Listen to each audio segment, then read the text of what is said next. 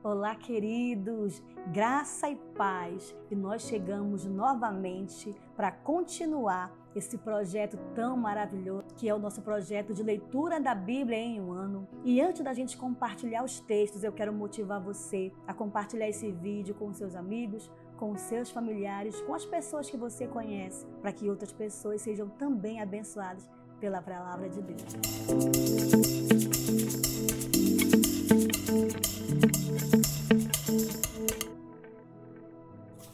E hoje nós vamos compartilhar 3 textos da palavra de Deus. 1 Samuel capítulo 17, Salmos 62 e Romanos capítulo 8. E lá no livro de 1 Samuel capítulo 17 vai contar uma das histórias mais famosas do mundo, que é o grande confronto entre Davi e Golias. E a Bíblia vai dizer que havia um filisteu que ele era gigante. Ele tinha quase 3 metros de altura e ele desafiava o povo de Israel.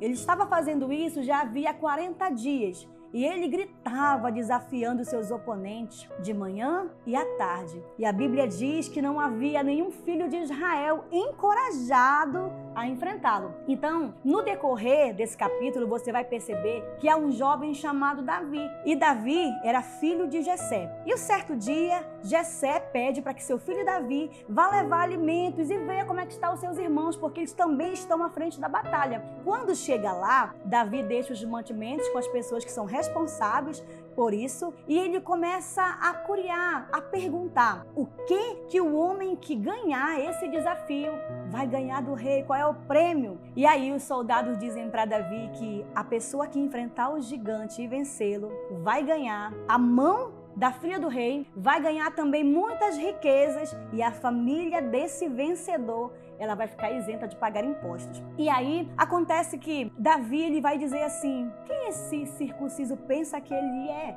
Para desafiar o povo de Deus. Até porque quando Davi chega naquele local ali, já estava acontecendo a batalha, já ia começar. Israel e os filisteus já estavam frente a frente. Mas olha só o que o Golias fala. Golias diz assim, ele é muito prepotente. Ele fala: olha, não precisa ter guerra, só me envia um. E aquele que me vencer, ou se eu vencer, vai tornar o povo, o oponente, como escravo. E aí, alguns soldados ouvem Davi falando aquilo, e essa informação de que Davi falou isso a respeito de Golias chega aos ouvidos de Saul, e Saul manda chamar Davi. E é muito interessante porque Davi ele chega até Saul já querendo acalmá-lo, dizendo: olha, não se preocupe não, eu vou vencer esse gigante. E aí a Bíblia vai dizer que lá no versículo 36 até o 40, Davi ele vai falar para Saul, Davi vai dizer para Saul que ele vai vencer esse gigante, e Saul vai tentar impedi-lo, dizendo: mas você é tão moço, você é só um jovem. Mas Davi persiste que ele vai sim vencer esse gigante. E aí quando chega um momento em que Saul coloca as armaduras e Davi não sabe lidar com aquelas armaduras, elas são muito pesadas, e ele vai com a roupa de pastor dele mesmo,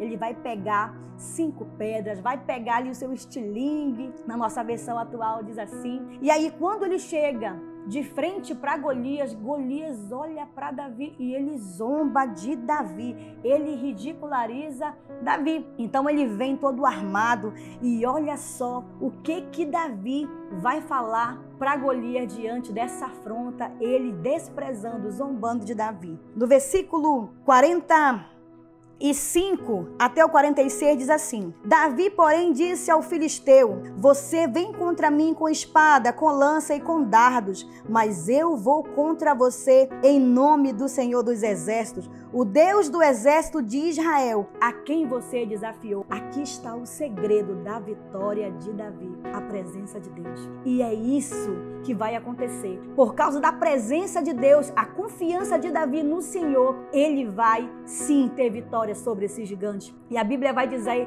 que ele vai acertar uma pedra na testa desse gigante, que vai afundar na testa dele, ele vai cair ao chão. Davi vai pegar a sua espada e vai torar a cabeça de Golias. E por causa da presença de Deus, esse feito extraordinário que marcou a história da humanidade vai se tornar muito famoso até o dia de hoje. Mas o segredo da vitória de Davi foi a presença de Deus. Quando ele diz: você vem contra mim com arma, com espada, com lança, mas eu vou contra você em nome do Senhor dos Exércitos, o Deus que você desafiou. E Davi passa a ter vitória por causa da presença de Deus. E por causa desse espírito de confiança que Davi tem, nós chegamos agora no livro de Salmos 62 e o versículo 1 diz assim: a minha alma descansa somente em Deus, dele vem a minha salvação. Somente ele é a rocha que me salva. Ele é a minha torre segura, jamais serei abalado.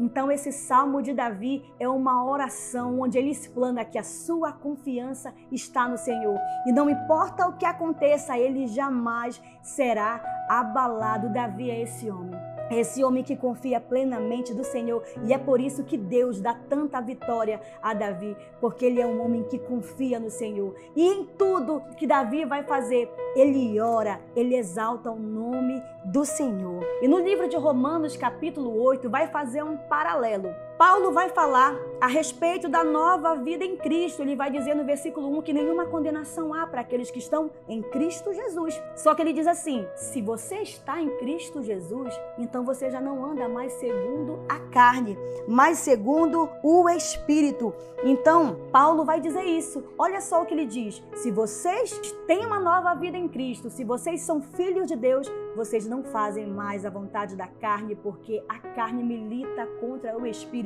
E aí no versículo 14, ele diz assim: porque todos os que são guiados pelo Espírito de Deus são filhos de Deus. Então, como é que eu sei que eu sou uma filha de Deus? Só porque eu aceitei Jesus? Não. Eu preciso andar no Espírito, eu preciso ser guiada pelo Espírito Santo. E do versículo 18 em diante, Paulo vai dizer assim: considero que os nossos sofrimentos atuais não podem ser comparados com a glória que em nós há de ser revelada. Ele vai dizer assim: não importa o que aconteça, não importa as circunstâncias atuais e momentâneas que a gente esteja vivendo, a glória que em nós há de ser revelada é maior do que todo sofrimento.